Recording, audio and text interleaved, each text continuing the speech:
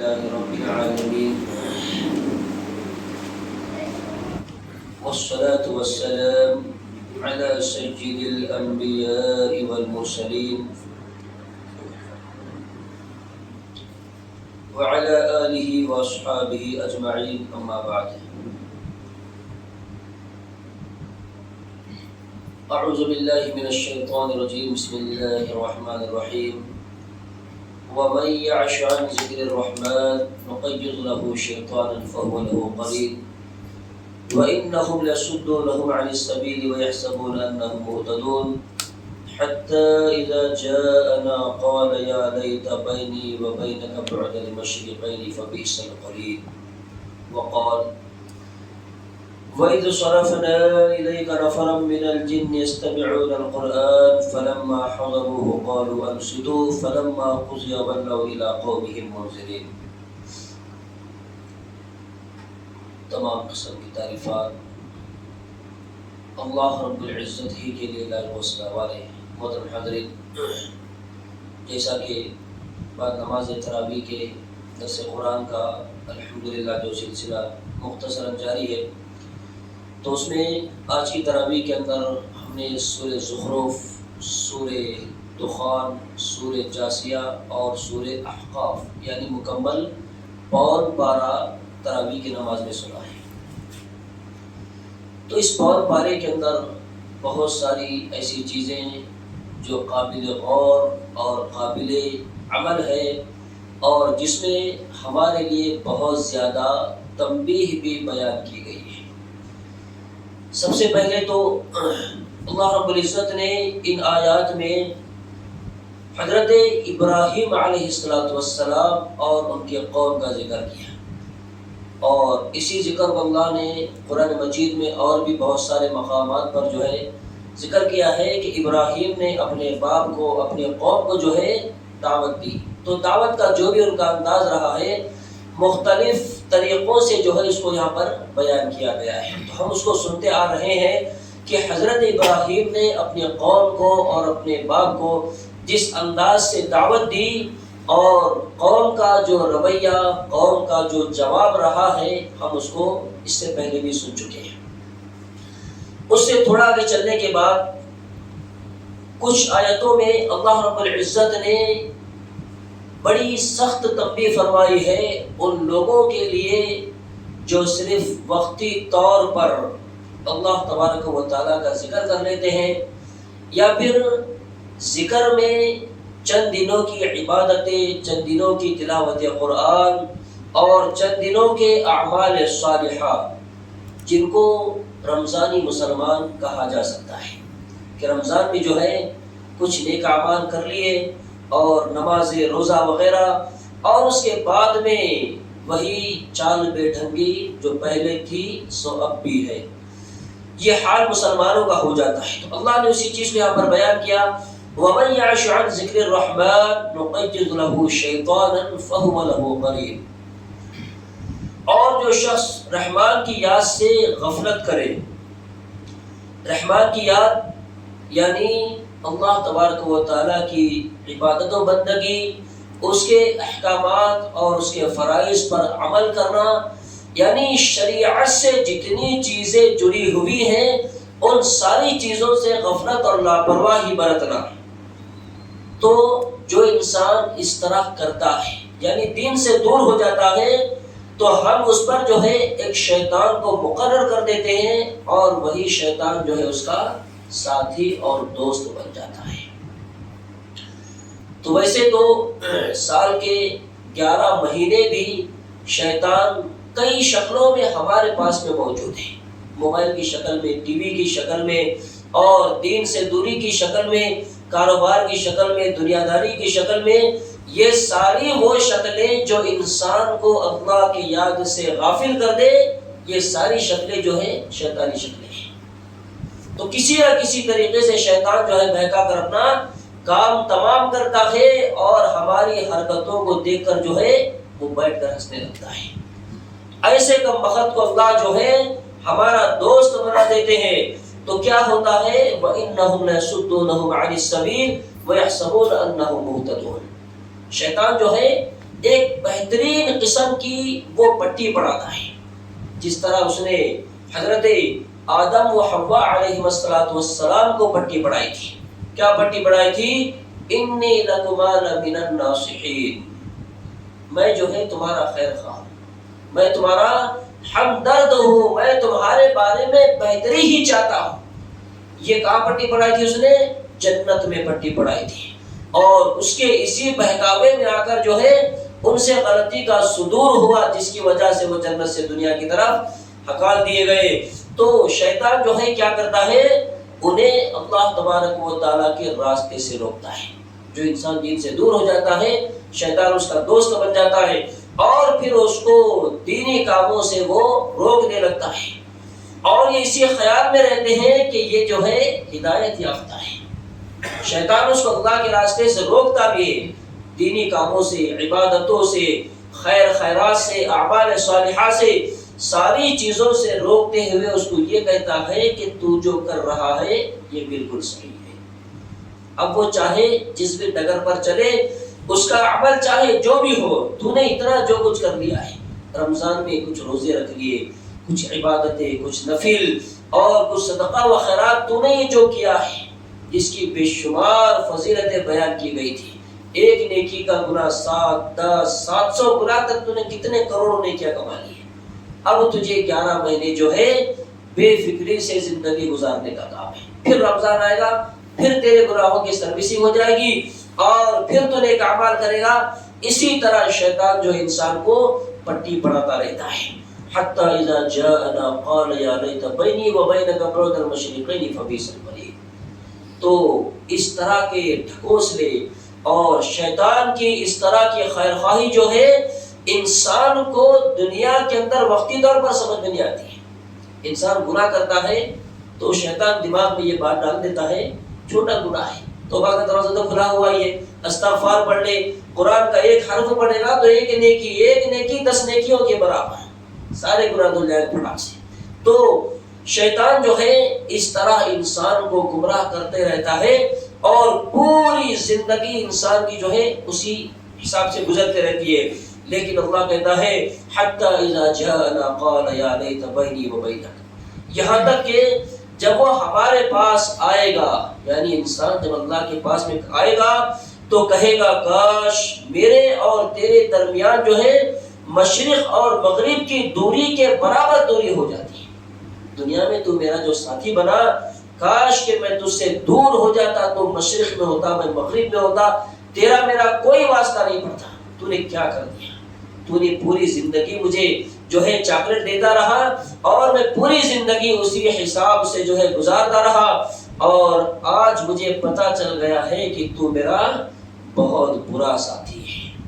تو شیطان جو ہے کوئی مخصوص شکل میں سر میں سینگ لگا کر، بڑے بڑے بال پہن کر نہیں آتا ہے، وہ کئی شکلوں میں ہمارے پاس میں آتا ہے۔ یعنی جو بھی چیز انسان کو اللہ کی یاد سے غافل کرے، اور اس کو عبادتوں سے، اعمال صالحہ سے، اور جس طرح رمضان میں اس کی ایک بہترین زندگی گزر رہی تھی، اس طرح کی زندگی گزارنے سے وہ باقی دنوں میں بھی انسان کو اگر روک رہی ہے، چاہے وہ بیوی بچے ہو، چاہے وہ کاروبار ہو، گھردار ہو، دنیا داری ہو، ہمارا موبائل ہو، اور ہمارے دوست یار ہو، جو بھی ہمیں اللہ کی یاد سے غافل کر رہے ہیں، یہ ساری چیزیں جو ہے اس کی صحیح سمجھ ہمیں قیامت کی دلانے والی ہے۔ انسان کہے گا کاش تجھ میں اور مجھ میں جو ہے مشرق اور مغرب کی دوری ہوتی ہے۔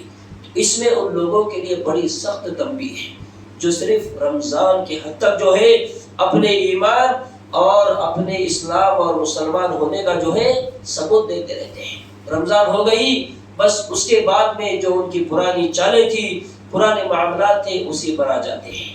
تو اللہ جو ہے صرف رمضان کا اللہ نہیں ہے، وہ ہمارا رب جو ہے صرف رمضان میں ہی رب نہیں ہے، بلکہ وہ سال کے 12 مہینوں میں بھی ویسے ہی رب ہے جیسے رمضان میں رب تھا۔ جس طرح رمضان میں ہم نے سردی، گرمی، بارش، پانی اور نہ جانے کتنی مصیبتوں اور پریشانیوں سے جو ہے نمازوں کی طرف آنے، کام دھندے چھوڑ کر روزہ رکھنے، ساری جو چیزیں کی ہیں، یہ ساری چیزیں جو ہے رمضان کے بعد بھی ہماری ہونی چاہیے۔ ورنہ پھر وہی ہوگا حتی اذا جانا قال یا لیت بینی و بینک بعد المشرقین فبئس القرین۔ انسان پچھتائے گا اور وہاں پچھتانے کے بعد انسان کو کچھ بھی حاصل ہونے والا نہیں ہے۔ اسی لیے بارہا قرآن اور سنت کے اندر ہم کو تنبیہ کی گئی ہے، تاکید کی گئی ہے کہ بیٹا آج ہی سمجھ جاؤ، آج ہی ہوش کے ناخن لے لو، اپنے گناہوں سے توبہ استغفار کرو، اللہ کو ہمیشہ کے لیے راضی اور خوش کرنے کی کوشش کرو۔ وہاں جانے کے بعد تو انسان کا سب کچھ ختم ہو جانے والا ہے، وہاں توبہ کا چانس نہیں۔ پھر اللہ نہ کرے کسی کی سفارش بھی اگر ہمیں کام نہ آ سکی تو پھر ہم جو ہے وہی نہ ادھر کے رہے نہ ادھر کے رہے۔ اور آگے چل کر سورہ دخان جس کی پہلی ہی آیات میں اللہ رب العزت نے جو ہے اسی مہینے کی وہ مبارک اور بابرکت رات ہے اس کا ذکر کیا ہے، فرمایا حامیم والکتاب المبین انا انزلناه فی لیلۃ مبارکۃ انا کنا منذرین۔ اللہ رب العزت فرماتے ہیں یقیناً ہم نے اسے بابرکت رات میں اتارا ہے، بے شک ہم ڈرانے والے ہیں۔ اسی رات میں ہر ایک مضبوط کام کا فیصلہ بھی کیا جاتا ہے، ہمارے پاس سے حکم ہو کر ہم ہی ہیں رسول بنا کر بھیجنے والے۔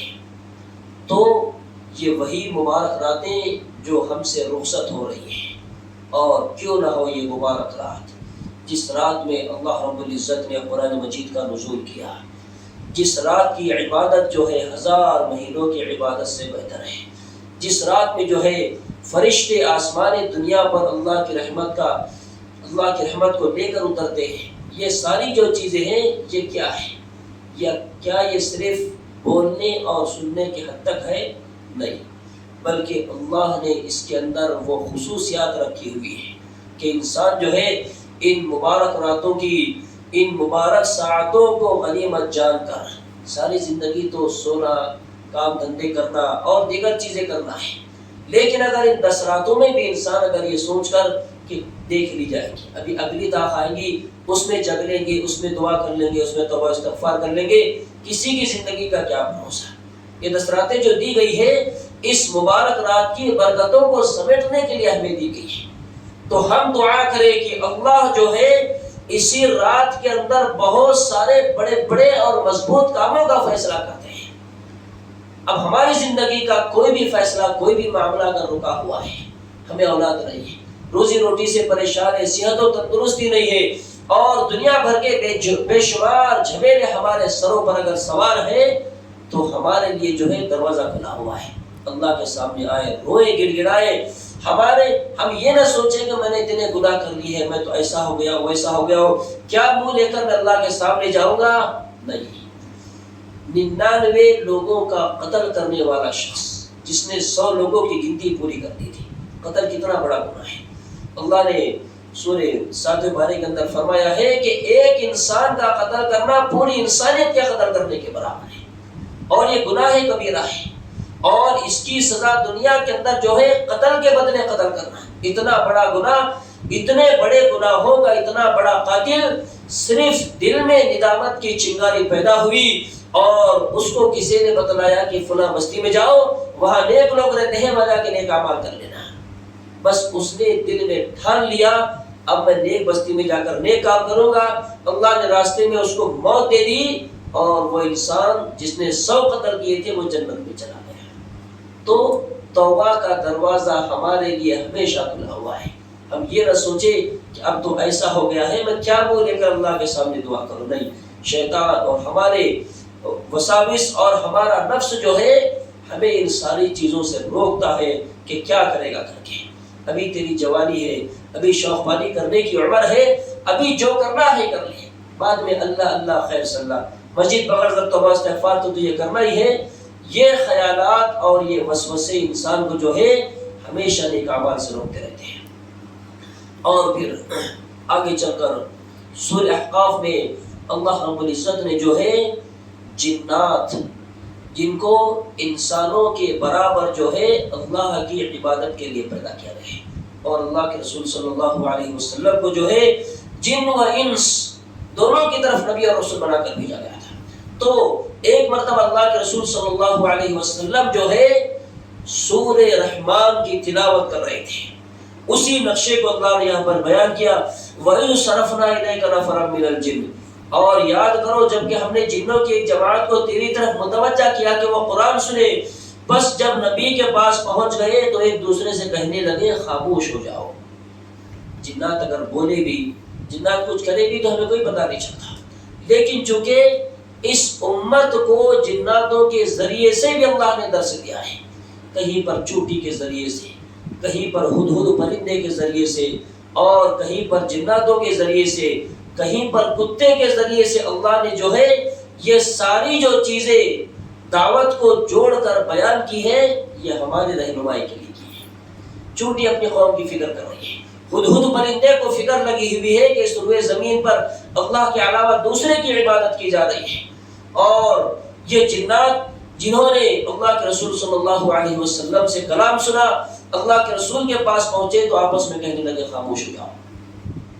فلما حضروه قالوا انصتوا فلما قضي ولوا الى قومهم منذرين، اور پھر جب پڑھ کر ختم ہو گیا تو اپنی قوم کو خبردار کرنے کے لیے واپس لوٹ گئے۔ قرآن مجید پہلی دفعہ سنے اور اللہ کے رسول صلی اللہ علیہ وسلم کے پاس سے اٹھ کر کہاں چلے گئے؟ اپنی قوم کے پاس۔ کہے کے لیے گئے؟ وہی قرآن سنانے کے لیے، اور جا کر کہنے لگے قالوا یا قومنا، اے ہماری قوم کے لوگوں، انا سمعنا کتابا انزل من بعد موسیٰ، کہ ہم نے یقیناً وہ کتاب سنی ہے جو موسیٰ علیہ السلام کے بعد نازل کی گئی ہے، جو اپنے سے پہلے کتابوں کی تصدیق کرنے والی ہے، جو سچے دین کی اور راہ راست کی طرف رہنمائی کرنے والی ہے۔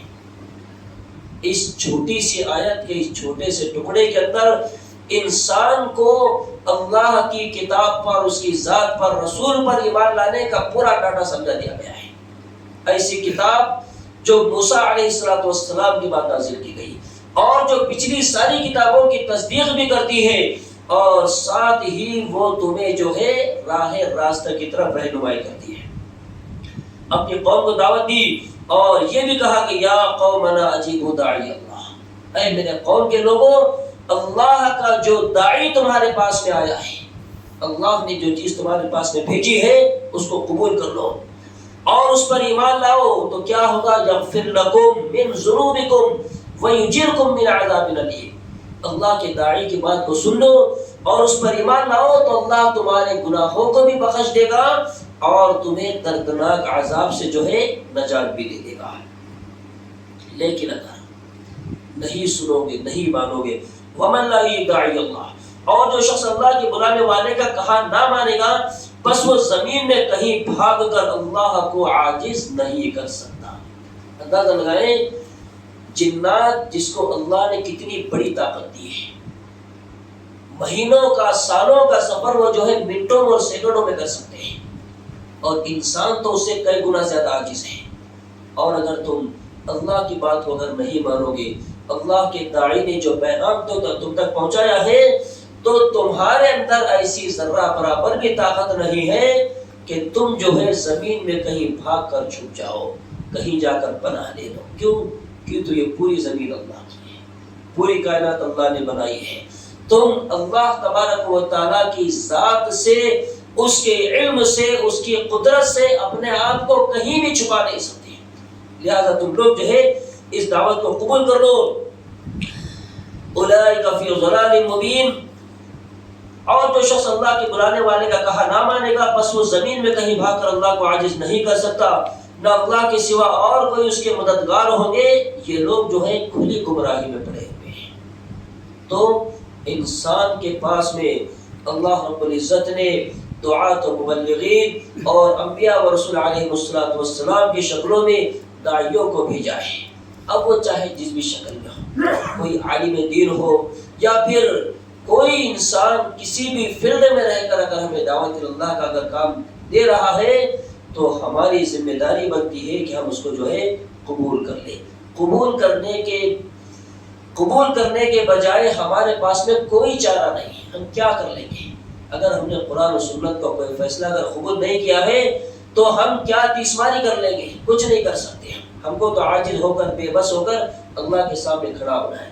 لہذا یہ بھی آیات ہمیں دعوت دیتے ہیں، پیغام دیتے ہیں کہ کہ ہم بھی جو ہے اپنے قوم کی فکر کریں، اپنے قوم کو اللہ کے عذاب اس کی پکڑ سے بچانے کی فکر کرنے لگے۔